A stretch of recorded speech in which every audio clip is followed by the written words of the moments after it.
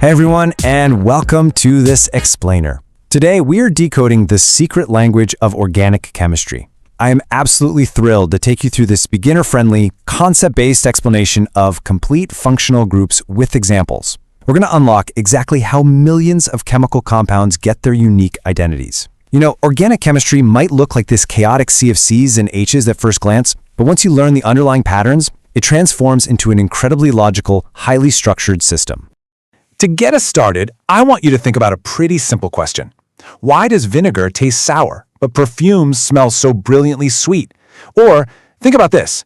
Why is one liquid a refreshing drink, while another is a highly effective hand sanitizer? The answer to all of these everyday mysteries actually lies entirely in one elegant, powerful concept, and that is a compound's functional group. So here is our roadmap for today. We'll start with the chemistry engine, build up our hydrocarbon foundations, explore oxygen-powered groups, and then look at nitrogen, halogens, and sulfur. Finally, we'll wrap up with a master suffix key and a quick chemistry challenge. Let's dive right into Section 1, the organic chemistry engine. Okay, so here is our formal definition. A functional group is an atom or a group of atoms attached to a carbon chain that gives an organic compound its characteristic chemical properties. But let's simplify that because it's actually much cooler than it sounds. I want you to think of the carbon chain simply as the body of a car, right? It gives the molecule its size and its basic shape. But the functional group? That is the actual engine under the hood. It drives the behavior, it dictates how the molecule reacts, its boiling point, its solubility in water, and even its smell and taste. And this comparison right here brilliantly illustrates that exact point. On the left, we have ethane. It's a gas used as a fuel made of just 2 carbon atoms and some hydrogens. Pretty basic. Now, on the right, we have ethanol. Notice anything? It still has those exact same 2 carbon atoms. But by swapping out just one single hydrogen for an OH functional group, we've completely transformed a flammable gas into a liquid that we literally use every day as hand sanitizer. The engine has completely changed. All right, moving on to Section 2, the Hydrocarbon Foundations. These are the simplest molecules, containing only carbon and hydrogen. But get this, just the type of bond between the carbons changes absolutely everything. First up, we have alkanes, characterized by single bonds. They end in the suffix -ane. These are your standard, saturated fuels like methane gas. Next, we have alkenes, which feature a double bond and end in -ene. That double bond makes them unsaturated and much more reactive. They're so reactive, in fact, that we use them to manufacture plastics.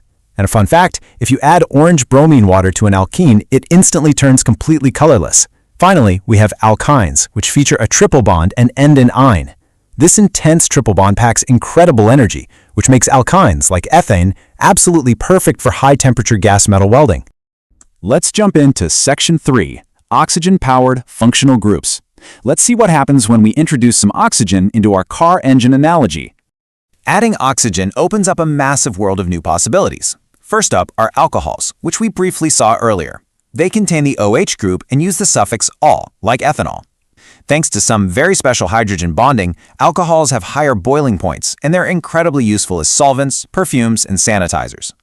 Next, we have carboxylic acids. These contain the COOH group and use the suffix -oic acid. These are weak acids with a distinctly sour taste. Methanoic acid and ethanoic acid are perfect examples. In fact, ethanoic acid is the main component in vinegar. And if you ever want to test for them, just add some sodium carbonate and you'll see fizzing as carbon dioxide gas is produced right before your eyes. Now let's look at another pair of oxygen-powered groups that are visually super similar but behave completely differently: aldehydes and ketones. Both of these contain a carbon double bonded to an oxygen, which is known as a carbonyl group. But in this case, location is everything. Aldehydes have this -CHO group right at the very end of the carbon chain. They use the suffix -al, like methanol, which is widely used as a disinfectant. Ketones, on the other hand, have this exact same carbon-oxygen double bond tucked away right in the middle of the carbon chain. They use the suffix -wone. Propanone, a really common ketone, is an incredibly strong solvent.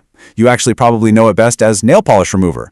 Rounding out our oxygen family, we have esters and phenols. Esters, which end in -08, are super fascinating because they are actually created by combining an alcohol and a carboxylic acid. And the result? Compounds with wonderful, pleasant, fruity smells that are used in cosmetics and artificial food flavors. Phenols, on the flip side, take that OH group from our alcohols and attach it directly to a sturdy, ring-shaped structure called a benzene ring. This specific combination is incredibly tough on bacteria, which makes phenols a total staple for hospital antiseptics and strong resins. Moving right along to Section 4, nitrogen, halogens, and sulfur. We've covered carbon, hydrogen, and oxygen, so let's swap in some completely different elemental building blocks. Let's look at the nitrogen family first, because nitrogen fundamentally changes the personality of a molecule. We have amines, which contain an NH2 group. These act as weak bases and have a very distinct, well, often pretty fishy smell. Then we have amides, containing a CONH₂ group. This specific engine is literally a building block of life. It forms the peptide bonds and the proteins inside your own body. And on an industrial scale, it's used to make synthetic fibers like nylon. Finally, nitriles feature a carbon triple bonded to a nitrogen. These are absolute workhorses in organic synthesis, and they are vital for creating complex medicines in the pharmaceutical industry. So the crucial takeaway here is that exploring outside standard elements gives us very specific, highly engineered tools. Haloalkanes incorporate halogens like chlorine or bromine and have traditionally been crucial as refrigerants to keep our food cold. Thiols incorporate sulfur in an SH group. Now, sulfur is notorious for smelling terrible, and thiols have an incredibly strong, unpleasant odor. Fun fact, natural gas is actually naturally odorless, so we intentionally add thiols to municipal gas supplies so you can instantly smell a dangerous gas leak. And finally, nitro compounds contain an NO2 group. This is a highly unstable and energetic engine famous for its use in heavy-duty explosives and industrial dyes. All right, we made it to Section 5, the master suffix key. If you're studying this, consider this your ultimate mechanics manual. And I highly recommend pausing or taking a mental snapshot here. Knowing these 15 groups is the absolute secret to mastering organic chemistry. The trick isn't memorizing thousands of complex chemical names. The trick is just recognizing the suffix. If you see all, your brain should instantly say alcohol, OH group. If you see oic acid, you immediately know it's a weak acid with a COOH group. If you see one, you know a ketone is sitting right in the middle of that chain. By memorizing this specific cheat sheet, you empower yourself to instantly decode the structure and behavior of virtually any organic compound you encounter.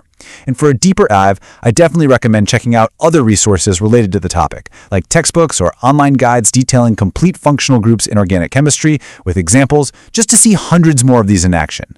And finally, Section 6, your chemistry challenge. Let's see if we can lock in what you've just learned.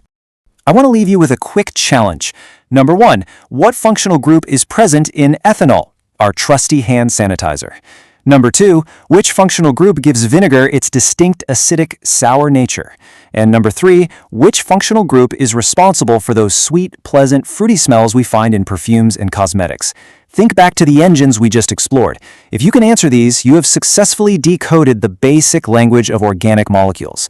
But before we go, consider this. Your own brain is currently using complex amine and ester engines just to process and remember the words I'm saying right now.